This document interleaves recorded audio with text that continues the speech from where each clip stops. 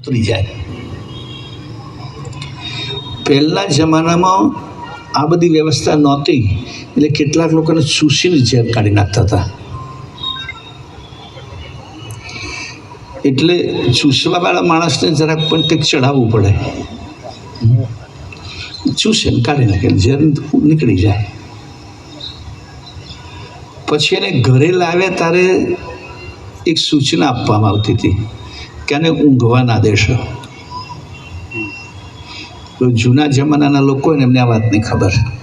અચ્છા, ઝેર ચડી ગયું છે, ઉતરી ગયું છે ને એનું પણ પછી આ લોકો ટેસ્ટિંગ કરે. મીઠું ખવડાવે, લીમડાના પાન ચવડાવે. એટલે શું થાય કે ઝેર ઉતરી ગયું હોય તો જીભનો ટેસ્ટ આવે. પોઈઝન ઇફેક્ટ હોય તો જીભનો ટેસ્ટ કામ ના કરે.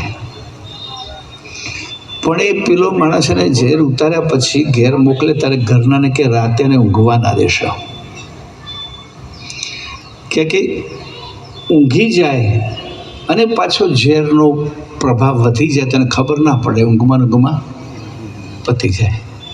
જાગતો રાખો તો એને તરત જ ખબર પડે કે આને ચક્કર આવે છે, કે ઉલટી થવા માંડી છે, કે ભાઈ આને હજુ ઝેરનો પ્રભાવ છે. એટલે એનો ઈલાજ થાય. એમ પરમગુરુ પણ એ જ કહે છે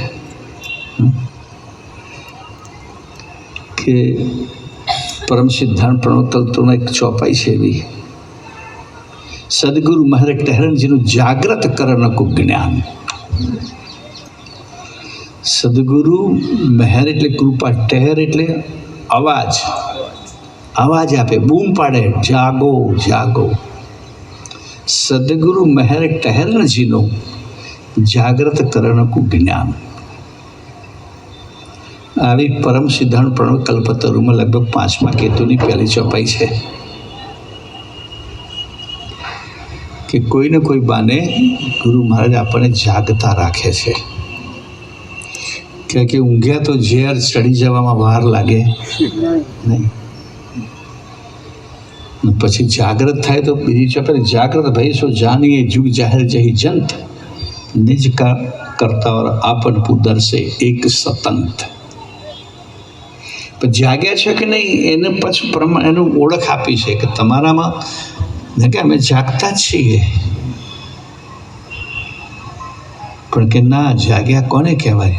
જાગ્રત ભય શું જાનીએ. જાગ્રત થયા કેમ જાણવા? કે જેને નિજ સ્વરૂપ અને કર્તાના સ્વરૂપ સાથે એકરૂપતા થાય. ચૈતન તત્વ એના હૃદયમાં, એના વિચારમાં, એના વ્યવહારમાં પ્રગટ થાય. ચૈતનતા પ્રગટ થાય એટલે ભૌતિકતા નાશ પામે, એનું નામ ચૈતનતા. ત્યાં એક પ્રકારનો બધી જ વાતો નાની નાની જે છે આપણા જીવનની, એ બધી જ આધ્યાત્મિકતા સાથે આપણને જોડે.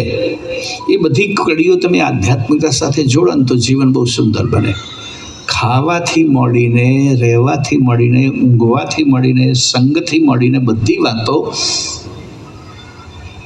દિવ્ય પરમ ગુરુ શ્રીમદ કરુણાસાગર મહારાજશ્રી જે કહી છે એને અનુરૂપ છે કે નહીં